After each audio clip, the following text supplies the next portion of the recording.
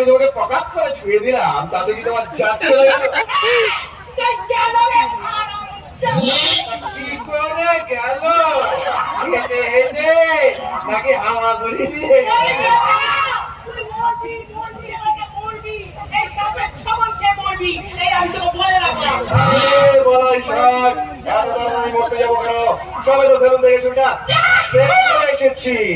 নতুন শার্ট পরেছি সেটা রেখেছি গন্ধ সকল এইবার ইলেকট্রিশিয়ান আগে বিয়ে করে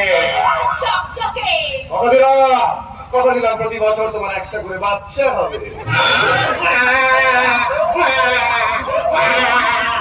তুমি হবে মা আর আমি হবো সেই বাচ্চার বাবা।